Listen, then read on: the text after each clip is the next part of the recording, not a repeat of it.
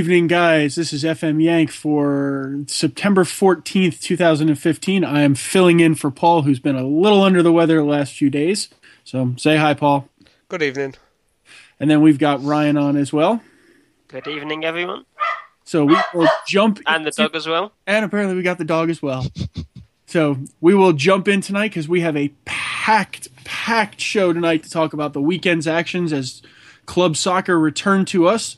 And then we will dive in and see what's happening. So big game to start with in the Premier League action this weekend. We will jump in with Everton 3, Chelsea 1. So Ryan, I'd love to get your thoughts watching this one as a Man U supporter. Had to have been nice to watch Chelsea go down again. Chelsea, they've just been shocking this season. Even again against Chelsea playing Chelsea. Maybe they could pick up a win if they played themselves. Chelsea against Everton, dreadful. John Stones, who they tried to buy in the summer, absolutely had a fantastic game, controlled everything, didn't let Diego Costa through, made him look average as a striker at best. So deserved win for Everton. Naismith with a hat-trick. Fantastic game for him. Oh, yeah, he was fantastic. I believe if I remember the stats right, he's the 5th player in Premier League history to score a hat-trick coming on as a substitute, which is pretty impressive nonetheless. Wow. I agree. I think Stone had a fantastic game and did everything he could to irritate Mourinho for his inability to pluck him out on there. You could definitely tell Chelsea are not the same squad. Defense was not there. The gaps, just the absolutely astronomical gaps between the defensive line and the midfield that just got exploited. So it was a brilliant win for Everton on that one. Yeah, I question, I don't know if teams have figured out Mourinho's style that he's brought back to Chelsea. Third season nightmare, we could call it now, for Chelsea. Are they just figuring him out and Chelsea are just going to have a bang average season and try and qualify for Champions League at best? I could see it happening. What I noticed from the game was obviously he brought in Mikel to go in with a very strong midfield. I noticed he obviously moved Fabregas up, so it was Pedro, Fabregas, Hazard, which looked like a fantastic three as the attacking midfielders with Mikel and Matic holding, which on paper looks like a really good idea. Obviously, Mikel is known for not understanding where the halfway line is to get past it.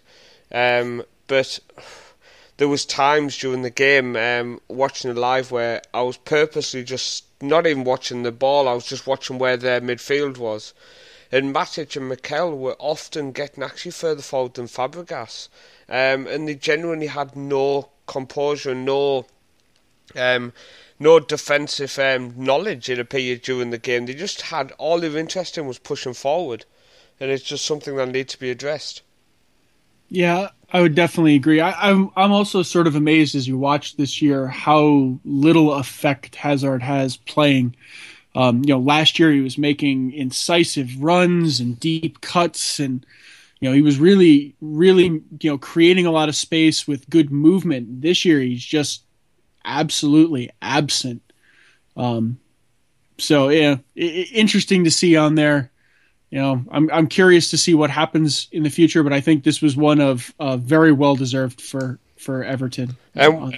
What I would say is I watched Mönchengladbach play at the weekend. Obviously, again, another disappointing performance. But Hazard's brother looked so skillful. Looked like he wanted the ball at all times. He was dropping into space, dropping off, dropping forward, dropping inside. Always looking for the ball, and it reminded me of Hazard a few months ago. Obviously, there is something missing, Colin, this year. There's something which is kind of holding him back. Yeah, no, something's definitely not there. I think Ryan captured it. There's some, has somebody or has the league figured out now after 3 seasons what it is that they do and how they do it? Is something off? Has he lost the locker room? Who knows? But it'll be interesting to see how this one pans out. Just a quick hi to CCFC 2001, who's listening along on Twitch there. So we'll move off of that one to Another good performance of the weekend. So we had Arsenal 2, Stoke 0. So I watched this one. It was nice to see Arsenal score, at all, if not more than one. If they had any kind of competency in front of goal, this game should have been 4 or 5-0. I mean, there was a bunch of chances. Creativity was excellent, and they just weren't finishing the job on this one. But I think that's sort of becoming the story of the season for Arsenal, that they're just not banging them in. I'm interested to see how midweek this week, they handle things and see if, a little continental football wakes them up. But overall, I thought it was a pretty good performance on that one. I don't know how you felt, Ryan.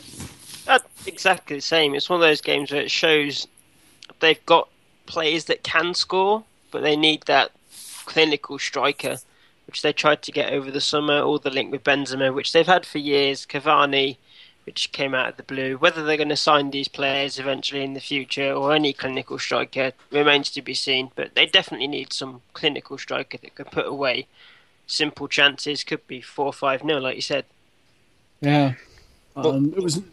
Oh, go ahead, Paul. I was going to say, obviously the issue is there's obviously the all the talk about the strikes and the fact that both the strikers scored.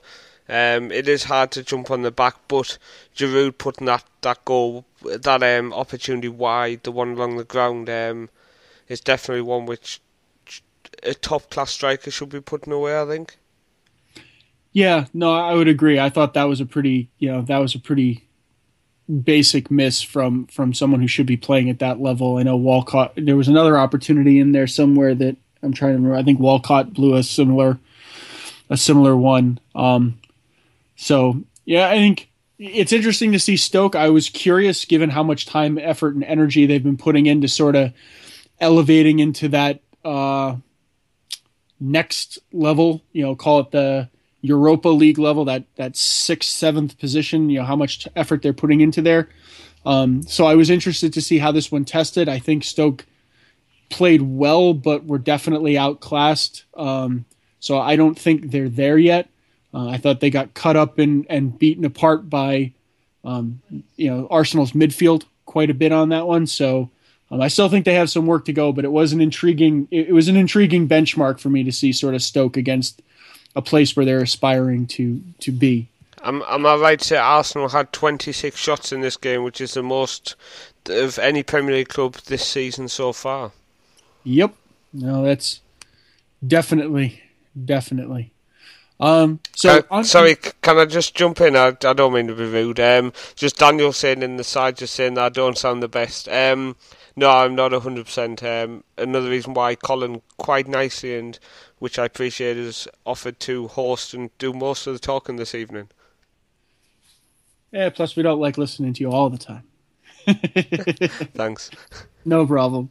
So next game, the Battle of Selhurst Park, and it was Crystal Palace 0, Man City 1 on an absolute sort of last-minute save on that one.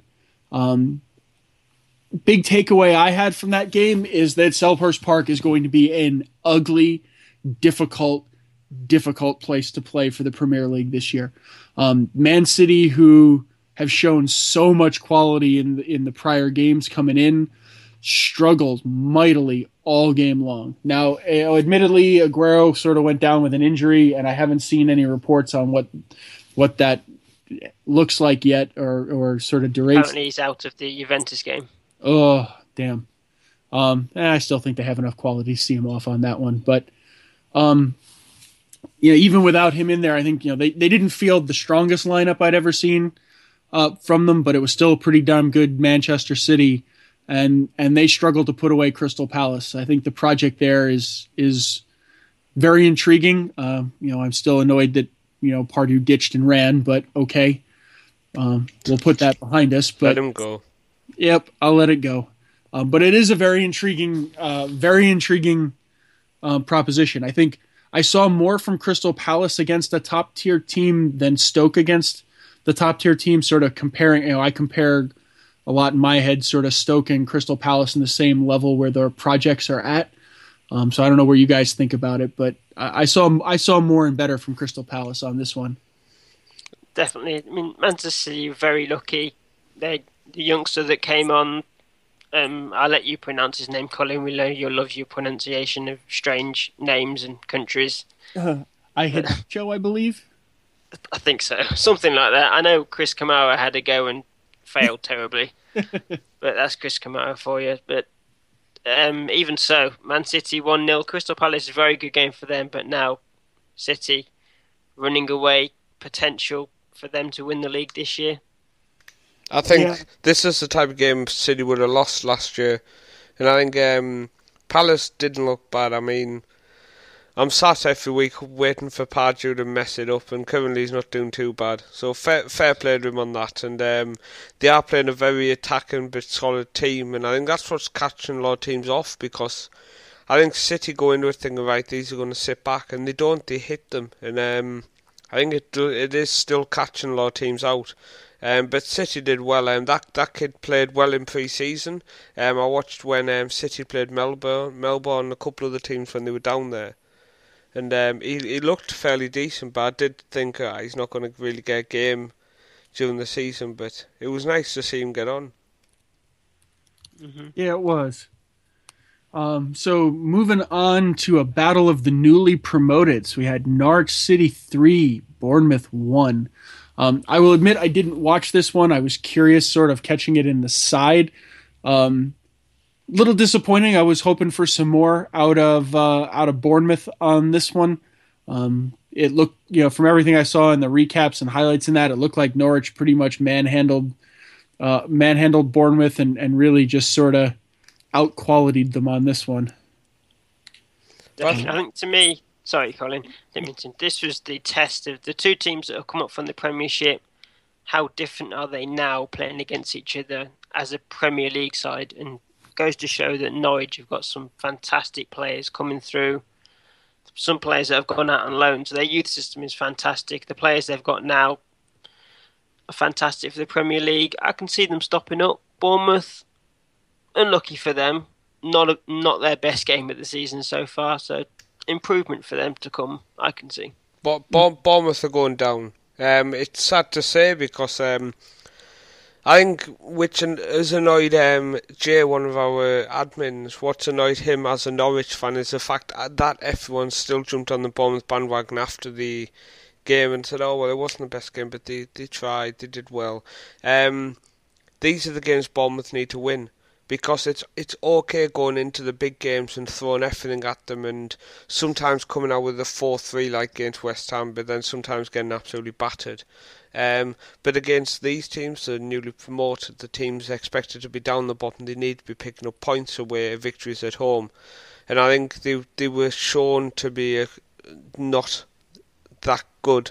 I don't think Norwich were just fantastic. Colin, I was so impressed by Houlihan, and Jarvis had a really good game, and just Norwich in general has some really, really good players. And I think they're definitely going to stay up, because there's some worse teams in the league. Yeah, I think my takeaway on this one was I think you're seeing, at Norwich City very clearly the experience of having been in the Premier League before and spending some time in it. I think they were better able to prepare to be back in the league, and like you said, there's quality in those signings. So I think they had a better idea of what the league's like, what they need to be to stay there. So, I think this was definitely a big plus for them, and agreed. I think, and we'll talk a little bit more as we navigate through some of the other results. There's some other teams struggling worse than they are in there. So we'll move along to, I'll call this my surprise result of the weekend. So Watford 1, Swansea City 0. The Swans have been up at the top. They've looked very good, very dangerous so far all season. So I would say I'm definitely surprised that Watford pulled this one out. The grinding defense of it, not necessarily. That's sort of been their hallmark a bit this year, is that they've been sort of trying to grind things out defensively, but down a man to score their first victory of the season at the expense of one of the better teams in the Premier League at this point with some really strong form. I'm impressed with the result on this one. So I don't know what your take, Ryan, was on this one. It was one of those games that I expected Swansea to win, but as I've put in the notes, all the focus last season on Troy Deeney, it's gone into the Premier League, and who has popped up, another player that only probably you can pronounce his name. Odion Igalu? Yeah, that one. To be fair, he scored a lot of goals last season. He did, but all the focus is there. Troy Deeney, because he's that English player, scoring the 21 goals, I think he did. I haven't got the notes open. I can only remember I put something about Troy Deeney. Yep. I'm sure all the focus on him. I'm sure this other guy's English as well. Is he? I'm sure he is. Have to have a look. I may have to be apologising again. I think he might be. I'm sure he's the one who's half Nigerian. I might be wrong if I do apologise. Colin, I genuinely think Watford are going to go down, and it's sad to say, but I just don't think they've got it in them. I think this being a surprise result kind of indicates that they're going to lose a lot of the games, because we're shocked that they actually won. Now, they did play quite well. They had a lot of shots in the game, but I just think they're going to slip up a lot more than some of the other teams. Yeah, I'm not necessarily convinced that they're long for the Premier League. I had them picked as a team going down, if I remember correctly. And to be fair, I agree. While they've been fighting, and they've held some better teams or some bigger teams, it's a long season to you need to sort of average that point a game, a little better than a point a game. And yeah, I don't see them keeping that pace up for the rest of the season on this one, especially as we get in, there's one more big international break there coming up in October, and then it's a pretty heavy grind until you get into January, especially in the Christmas period. So, and that's pretty hot and heavy in the Premier League. So we'll see how they hang tough. Moving in, I think we'll grind a little quickly through West Brom 0, Southampton 0. Not much to talk about there, other than Saido Berahino is back after his strange and unusual summer. No bad. Yeah. I thought of something I could say about this game, actually, which I really wanted to get put across. Right, Colin, Ryan, my 5-and-5 tactic? Yes. Yeah. At least I get more than 35% possession.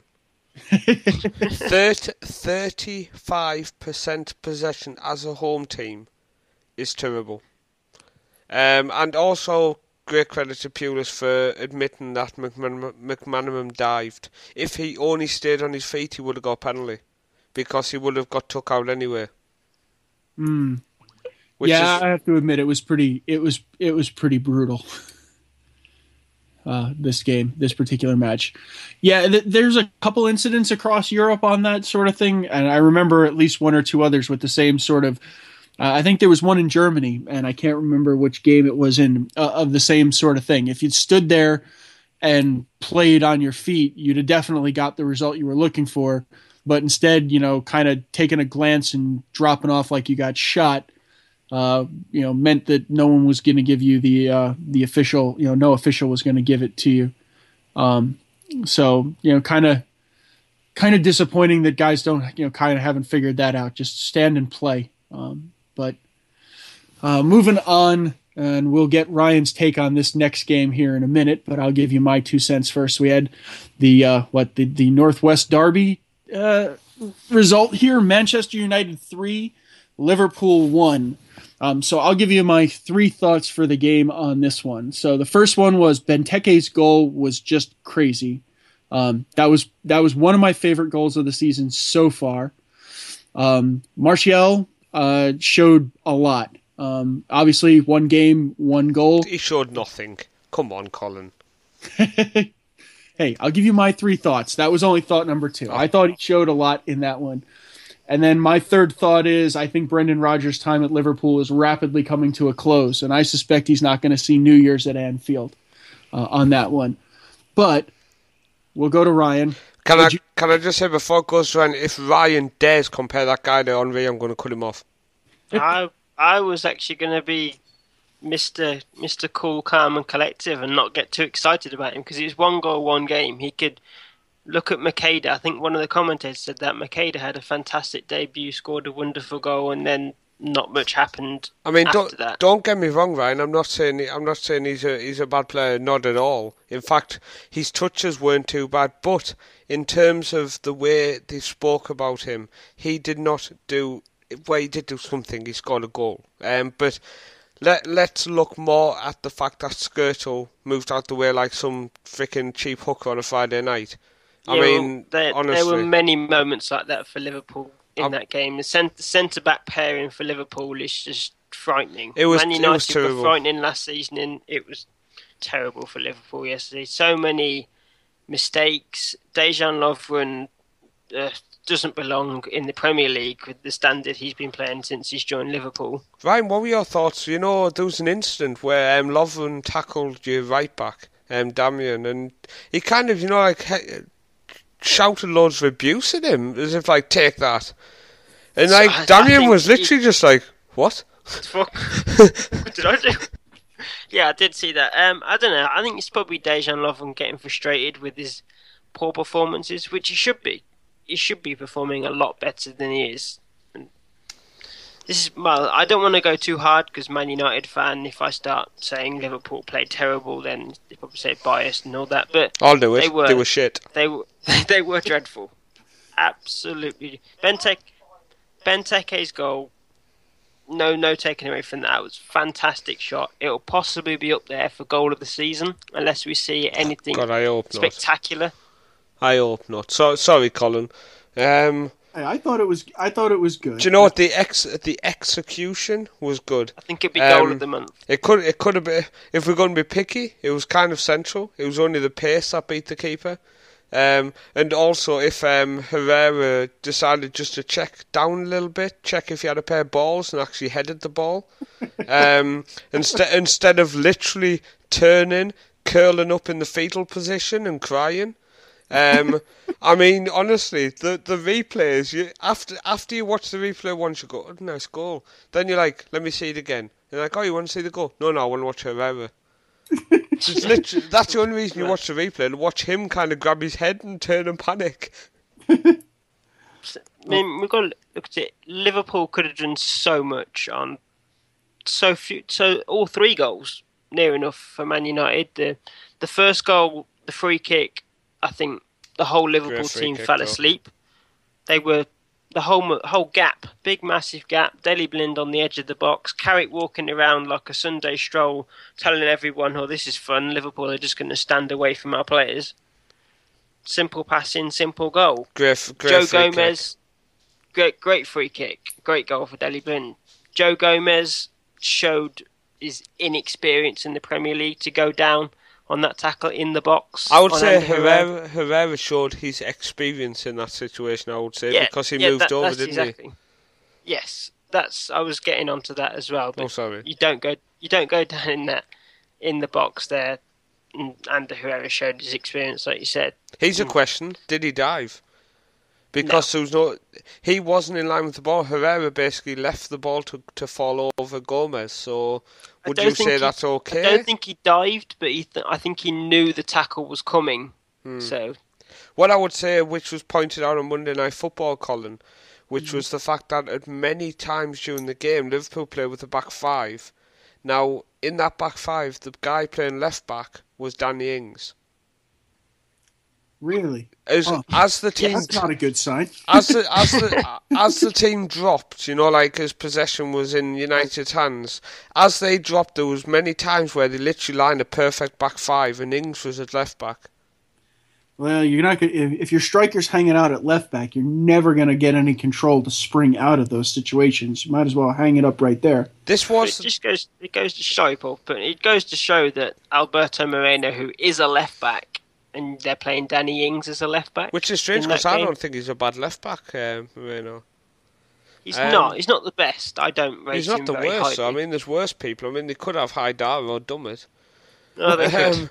But the Danny Ings situation brought me on something I wanted to ask you guys on Sunday as I was thinking back to the Saturday games. There's a lot happening now, and as Football Manager players, we all think we're the best, and pretty much we are.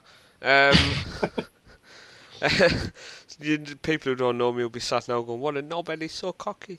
But the question is, right, how many managers now? I mean, you go back, you've got Danny Welbeck, you've got Danny Ings, now there's loads get done here. How many managers have this obsession of playing strikers on the wing?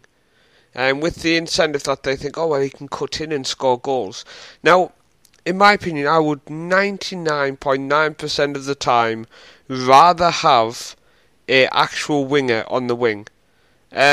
Because especially when it's people like Danny Ings, I'm sorry, but this guy's a poacher, this guy's a natural finisher, this guy is someone who you want on the last defender, not sitting left back. I mean, seriously, I'm a 28-year-old bloke who sits bloody on my laptop playing Football Manager, and even I can see that. What the hell's Brendan Rodgers doing, Colin? Yeah, I agree. There's a weird trend on it. To be fair, it's not a move I would make. I agree with you. If I'm putting guys out wide, I'm looking for guys with speed down the line, who have crossing ability, who are going to stretch a defense, especially going in. You're going into a derby game against Man United. You know that their back is going to be set. You know they're going to be playing disciplined. You're going to need width to try and pull them apart. So I'm looking for a guy who's going to get out wide to give me that width. If I'm putting a natural striker out there, he's clueless out there. I mean, he's one for you, Colin. Jermaine Defoe recently has been played on the left wing. This guy is coming up to 34, or he is 34. I mean, it just makes no sense. Yeah, I would agree. I think it's one of those classic lower league problems where I've got a guy and he's not really good, but I needed somebody to stick there. Otherwise, I'm going to get yelled at for only putting 10 out there. So I'll stick him out there and we'll see what happens. I mean, Ryan, is it seriously in the situation now? In the modern day, are we really in the situation where we don't have enough wingers in teams? So instead of changing a formation that doesn't play winger, they're just sticking strikers out there. But it's not happening at Man United, I hope. No, you just stick Fellaini up front, so don't worry about it. Yeah, well, apparently Fellaini can play in about 25 positions, according to Van Gaal, but certainly not a striker. But according to Van Gaal, everybody loves him, so let's be honest, let's not listen to everything he says. Well, yeah, very true. He's certainly not a striker. His performance up top against Liverpool was substandard, to say the least. Yes, I did notice, as I was dying on the couch, Colin, I did notice Ryan's comments on Facebook were literally, touch, his touch. His touch was absolutely horrendous. Well, so many times, I think we could have been 2-0 up in the first half. He had delicate elephant feet. Yeah. Oh, it was you'd watch him with a first touch and the ball would be 10 yards in front of him, and it was like, dude, have you ever passed the ball before? Should have took some of that afro off and put it on his feet as a cushion. It would have helped.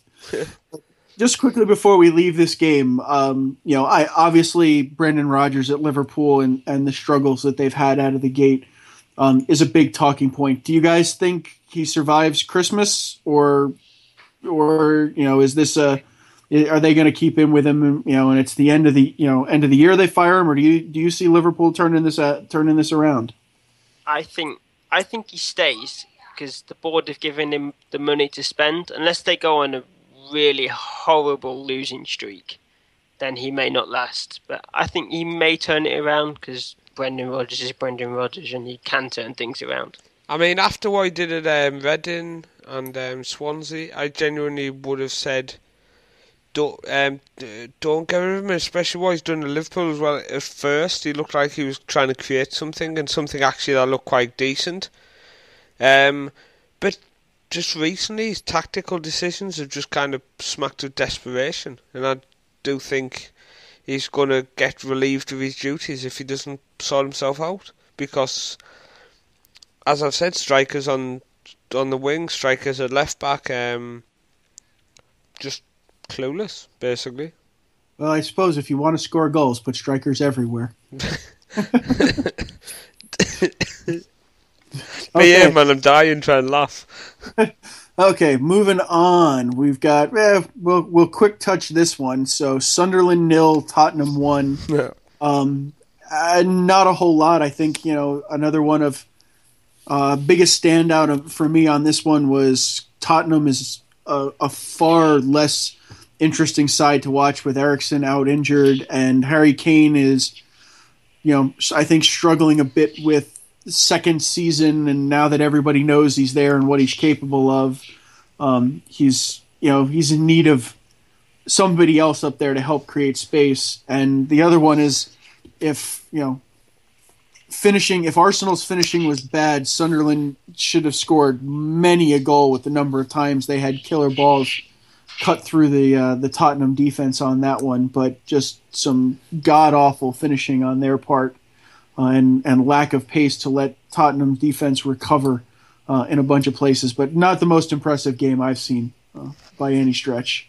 Jen, wait for this. This might be a unfair one to record. I didn't think Sunderland did too bad.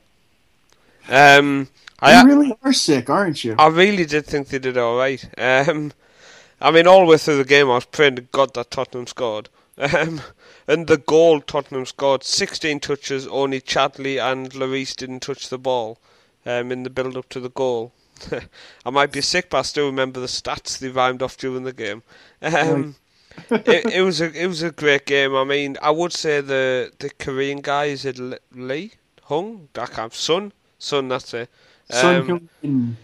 He didn't do too bad, but he was trying very hard. Every set piece he was on, every time he got the ball, he was trying too hard. But there's going to be a lot of pressure on him. You know what it's like when people fly over from Asia just to watch them play. You see them in the crowd, and they go, "Oh, I've come for the day just to watch him." It's happened before in the past with the guy at United, Ryan Kagawa. So I think there's going to be a lot of pressure on him, but he looks like a decent player. Looks like a good buy for them. But yeah, I mean, Tottenham had a very young side, Ryan, which I was impressed by. I like to see the fact that Dele Alli's getting games, for example. Yeah, they had, saying to the notes, they had the youngest side in the Premier League so far, average age of 24. It's impressive, and it shows they're going in the right direction because they had some massive earners on the wage bill. So it's definitely good they're getting them off, Colin, isn't it? I think it'll be better for the club in the long term. And obviously, if you've got a young team like that hanging tough, at this point, with enough character to grind out results. Obviously, I don't think it's a squad that was going to go up against a United, a City, or an Arsenal. But I think it was a good side. I think it's encouraging. Yeah, I agree. Wage bill gets a little lower, talent level comes up. You build a little experience and grit, and it'll be interesting to see them in a year or two when they really start to develop. So on to what had to have been probably the most wild game of the weekend. We have Leicester City 3, Aston Villa 2. So I will fully admit, I saw the scoreline in the top of 2-0 Aston Villa, and I said, screw it, I'm going to go watch the Bundesliga. No need to watch this one finish out. I apologize. That was my bad. One of those turnaround games, and one of those games that shows Tim Sherwood, I don't know what. I mean, he took that, I think it's Carlos Hill, is how you pronounce his name, the one that scored another fantastic goal in the game. Yeah. Mm-hmm. Took him off, they went defensive, and it was basically say, come and attack us. And that is exactly what Leicester did. They went and attacked them. They sent on Nathan Dyer, fantastic loanee for Leicester, straight at them, 3 goals, bang, bang, bang. Thank you very much, 3 points, see you later, Villa. Well, you say they went defensive, but they didn't, in terms of the people on the pitch didn't understand that was the plan. No, exactly. But definitely, Leicester, just unbelievable. Really, really unbelievable the way they're playing. No way I thought they were getting back into that. James Vardy, every time he gets the ball, he's just direct. Fantastic. And he has a bit of, I don't want to compare him to these type players, but he has a bit of Diego Costa where he's always aggressively getting involved to kind of wind up the opposition. I know Jack Grealish had a discussion with another Leicester player, and James Vardy basically just told him to shut up, and you could see he wound Jack Grealish up, and Jack Grealish's next couple of touches were disappointing, which shows it had an effect. But that's a player who irritates me because I'm sick to death of even Villa fans talk about how he's the next hot prospect. He's 20 years old. He's already past the chance of being next top prospect. He's going to be a good player. He's not going to be a top prospect. He's already past that age. Look at Rooney, 16. Look at how many players at the age 16, 17, 18 are already in there, already doing it. This guy's just got his first goal for Aston Villa at the age of 20. He's just broke into the team this year. That shows, well, one, he's got an attitude problem. Two, he doesn't understand himself because there's all them pictures of him lying around on the pavement in Tenerife in the summer. So if he's still stupid enough to go out in Tenerife and get that pissed off his head that he's lying on a pavement, do you really think he's going to have the composure and the mental strength to develop? I don't think so. And I think it doesn't matter that he's an Aston Villa fan. I guarantee you this: if he develops a couple of percent more and another club comes in, because he would add that little tick next to the homegrown for the likes of Man City, he'll be gone. He will take that money, he'll buy himself a fancy car, and he'll just destroy himself. There you go. Done. Yeah, no, those types of players are always interesting, right? That's sort of the, you look at them and, they have a lot of potential and, you get big high on it. Where are you going to go? Who are you going to play for? How is this all going to work out? And, they end up being almost more self-destructive than not in it. So, yeah, I agree. He was good. Nothing I wouldn't define as outstanding. Almost sort of that, you great, not stand out, solid game. But, yeah, good for 20. Obviously he was doing better than I was at 20, so I'll give him that. There you go, you've made it. Yep, not a high bar. Okay, we will finish out our EPL weekend with Monday Night Football. Here we go. Move over. Doesn't matter how well I am. Sit back. Get prepared. Take a deep breath. Take a deep breath. We have West Ham United 2, Newcastle United 0. This was an absolute joke.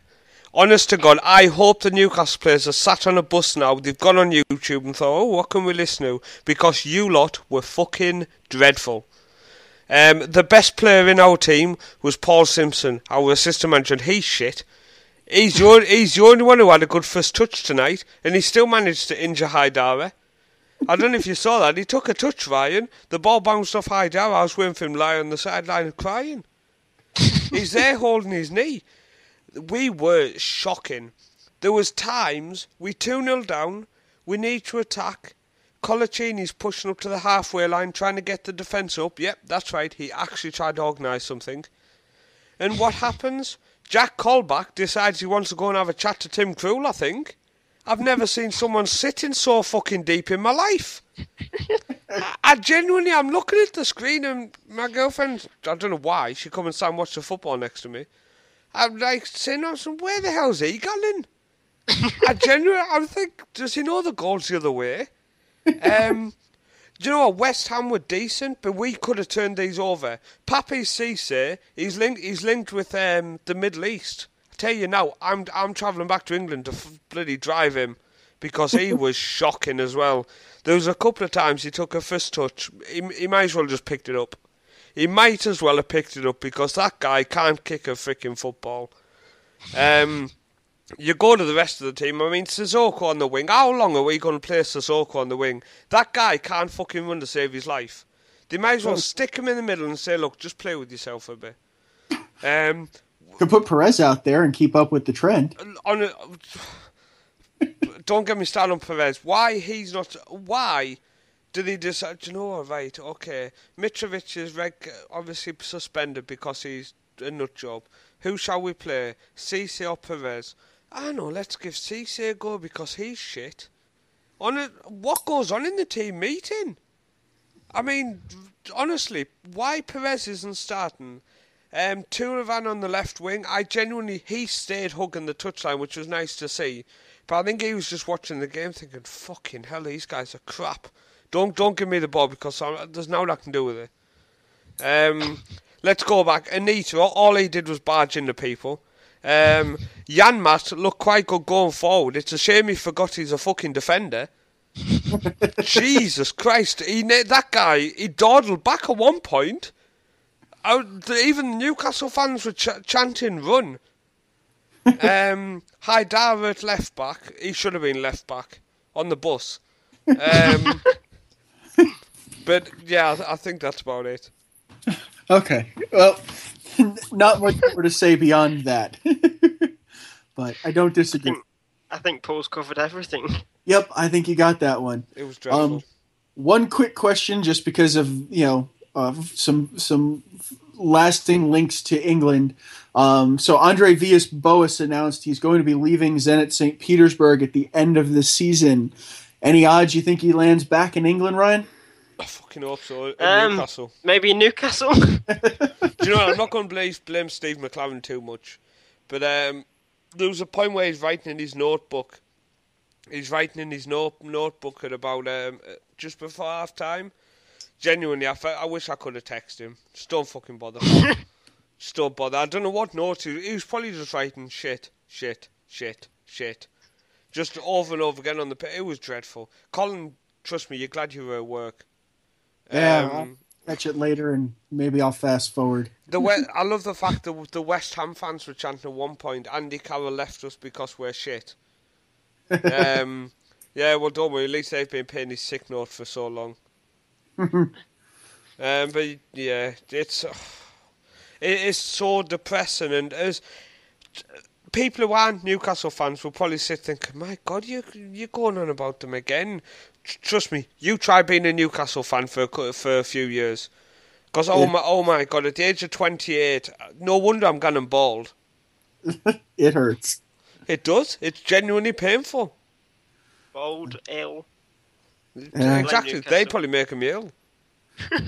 Okay, so let's jump across the pond here. So we're going to go to Germany and talk Bundesliga for a few minutes, because while Paul's all fired up, I'm gonna keep stoking that fire. Quick rundown of the scores. We had Borussia Mönchengladbach 0, Hamburg 3. Great game. Yep. I don't know how Hamburg scored 3 because Mönchengladbach dominated most of that game. Great counterattacking. Yes. You ask me, just a brilliant display of just highly disciplined counterattacking football. Yep. From Hamburg. Bayer Leverkusen 0, Darmstadt 1. Wow. Hertha Berlin 2, Stuttgart 1. Another dismal day for Stuttgart. Surprise result of the weekend for me, Ingolstadt 0, Wolfsburg 0. That was a bit of a surprise. And one that we're going to come back to in a minute and talk a little bit about. Okay. Bayern Munich 2, Augsburg 1. Hanover 2, Dortmund 4. Eintracht Frankfurt 6, FC Cologne 2. Hoffenheim 1, Werder Bremen 3. And Schalke 2, Mainz 1. So, Paul, you and I spent some time, and we had Richard, Richard and I were talking a bit about Bayern Munich and Augsburg. So I will say that Augsburg got done wrong twice in that game. You and I were talking about the first goal, the Lewandowski goal, and I will say I fully agree that he knew the NFL was back and was just auditioning for somebody, because he barged through the guy on that one. And then there's a lot of favoritism towards Bayern in the Bundesliga, or at least that's the belief and rumor. This one didn't help, and then to have the officials come out after the game and say, yeah, we really screwed that one up, got it wrong, shouldn't have given him that one. I don't know on what planet the assistant referee on the side called that second one a penalty. The defender, unless he disappeared or was beamed up by Scotty, there was no way he could get out of the way. He was just holding his position. Quote of the night, and it's relevant. Beam me up, Scotty. Yep. That's the only possible way he could have gotten out of the way of that, was if he just atomically disintegrated and reassembled after the guy ran through him. If that's a penalty, there's going next weekend in the Bundesliga. Literally, every player's just going to knock it randomly anywhere and just run straight into the nearest player, and they're just going to go, "Oh, he fouled us." Oh, that was just. I mean, just awful. This game, I really enjoyed watching until Bayern's first goal, because as I was saying to you, Lewandowski, good footwork, he moved the ball well, and then he started stumbling. He managed to gain his balance, but as he was on his rise back up, the player was coming across to intercept the ball. And as he came across to intercept the ball, Lewandowski, as he's on the rise back up, so he manages to get his shoulder into the rib cage of the opposition and just kind of barges into him to kind of almost help propel him back upright. I have no idea how this wasn't given as a free kick. And then, obviously, they went on and scored the goal, and it's just like, that shouldn't have counted. And then the penalty, and then at that point, the manager of Augsburg, I feel so sorry for him. You saw him a full time, Colin. He just stared onto the pitch, just like, I don't know what to say. Yeah, if I were them, I'm not sure what, you have very little recourse, unfortunately, but that's one of those ones where if you were going to get a result sort of neutralized, that would be one to get. That there was clearly, it was clearly off. It was favored, and Augsburg did everything that they should have done to win that game, and came off with nothing for their trouble. I think before you move to the MLS, I think basically the reason for that, we'll just blame Ryan. Oh yeah, totally. Yeah, mint. Dortmund, good though. Well, I'll leave that on that one. That Hanover came out and fought, but Dortmund collected themselves and put another four goal performance on the night there. So I'm looking forward to Dortmund and Bayern when they collide into each other this year. Yeah, on that front. So, as you said, moving on to MLS. So, the midweek and weekend scoring action. We had the Vancouver Whitecaps 2, Colorado Rapids 0, Portland Timbers 0, Sporting Kansas City 0, the New York Red Bulls 3, Chicago Fire 2, Philadelphia 1, Columbus Crew 2, Houston Dynamo 1, Real Salt Lake 3, FC Dallas 2, NYCFC 1. Hey. Weekend action again, Colorado Rapids 1, DC United 1. Yay! San Jose Earthquakes 1, Seattle Sounders 1, LA Galaxy 0, Montreal Impact 0. Boo. Toronto FC 1, New England Revolution 3. Yay. Last game of the weekend, Orlando City 3, Sporting Kansas City 1. Yay. So we are stretch time in MLS. There's about 6 weeks left in the season, and things are... Stretch time? Yeah. That's a baseball thing. Enlighten me. I literally have no idea what stretch time means. It's coming into the stretch, so it's the end of the season. Okay. The critical time when you need to dig down deep and pull out clutch performances to get a shot in the playoffs. Clutch performances? I think it's best we move on. Those things you don't have. Okay. Paul's learning English this evening. Yeah. So, a couple of interesting results of the weekend before we move out of MLS. So, the Red Bulls are now on the top of the East in goal differential with a couple of games in hand. So, the Supporters' Shield is a real possibility this year for us. LA flatlined at home against Montreal, a team that's just clinging on for dear life to the last playoff spot in the East. So, that was a very disappointing result for a team a few weeks ago. The world was ready to crown MLS champions again and move on. FC Dallas came out and looked very, very good again in their beating of NYCFC. Philadelphia didn't do anything to help their cause for the playoffs in their loss to the Columbus Crew, with Kai Kamara putting on another 2 goals in his bid for Golden Boot this year.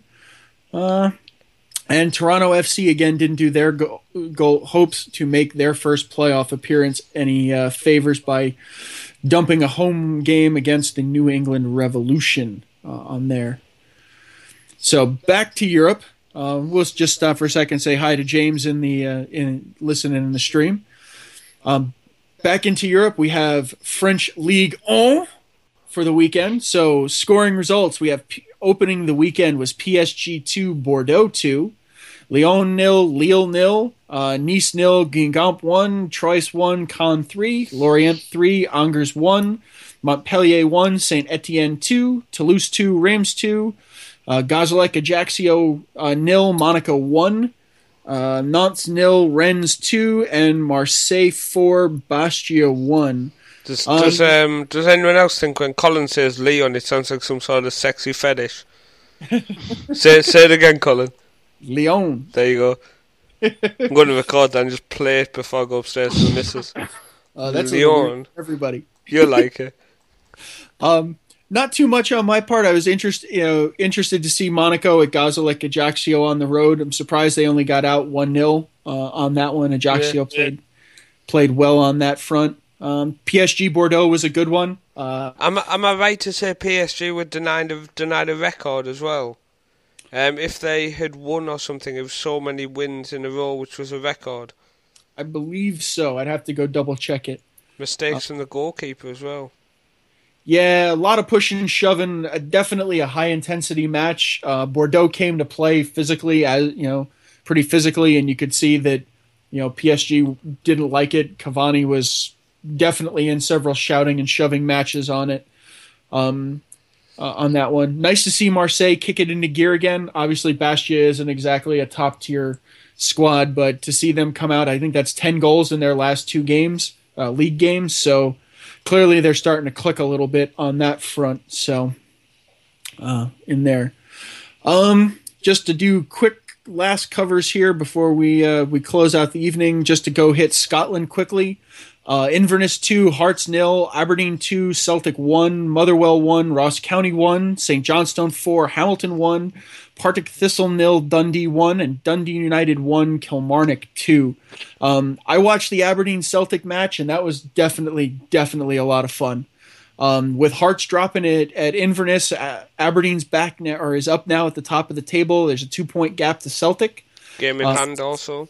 Game in hand as well. So maybe something interesting is going on. I know preseason a lot of people said Aberdeen's dangerous. Keep your eye on Aberdeen. So maybe there's something showing up here. It was a home win. It'll be different if they have to go travel this. When they travel to Celtic Park to see how that one shakes out. I believe that game's in January, so that's going to be a different game down there. But let's see what they've got. But it definitely made things a little more interesting than Celtic wins, Celtic wins, Celtic wins. Indeed. And then just the last one, and I'm going to bore the hell out of you, Paul, but that's just what I like to do. Do you want to mention the stat before you do this, which I think you made up? Nope, I didn't. No. So if you check, Italy scored more goals last year than any of the European Big Five leagues in there. So I got it. They were talking about it this morning. It was Charlie Stilitano was talking about it on there. So it was big on the football show on the radio station, the satellite radio station I listened to in the morning. But I double checked it. It is true. Okay. So scores for the weekend. We had Fiorentina 1, Genoa 0, Frosinone 0, Roma 2, Juventus 1, Chievo 1, Verona 2, Torino 2, Empoli 2, Napoli 2, Sassuolo 2, Atalanta 2, Palermo 2, Capri 2, Sampdoria and Bologna were postponed, Lazio 2, Udinese 0, and in the Milan derby, Inter 1, AC Milan none. We'll do a couple of ones I wanted to highlight, and then I just wanted to catch a few thoughts on the upcoming midweek action from you guys. So, Juve picked up its first points, but clearly still didn't look like the Juve of old. Napoli continues to struggle. I think they've only picked up 2 points in the first 3 on that. And Inter is ruling the top of the table in Serie A with 9 points on 3 games in there. So, it's nice to see Inter there. It was good to see, that project's clearly coming together. AC Milan still clearly has some work to do, and 2 goals seem to be the soup du jour of the weekend in Italy. So just a quick one to wrap it up, Paul. Big game or games you're interested in midweek, Champions League. What's your pick for game of the week you're interested to see in the midweek action? I'm definitely looking forward to watching City play in Europe because obviously they've struggled for many years, so I think that's the main thing I'm interested in watching. Apart from that, I'm kind of just going to flick and have a week of a lot of neutral watching, just watch as many games as I can get in. The early kickoffs, the late kickoffs. Excellent. Ryan, how about yourself? I will catch on with anything that's on the TV, any football I find, I just switch it on if Mother allows me. Nice. If not, I'll be switching over to tablet on the laptop, trying to find whatever football I can. Learning. Under 12s football season starts for me on Sunday. Oh, so excellent. Maybe we can update everyone on how that goes on the next show. Absolutely. Good luck. We'll be curious to talk some tactics. I have more than 9 players. I haven't actually told anyone this. I have 10 players now. Oh, nice. Excellent. Good job. So, one sub, it's all we need. We'll be fine. You'll be golden. So, okay, guys. Well, that ends the FM show for this week. Stay tuned for next week, where we'll have some Champions League action and another weekend around Europe and the U.S. to wrap up. So until next time, guys, we'll see you later.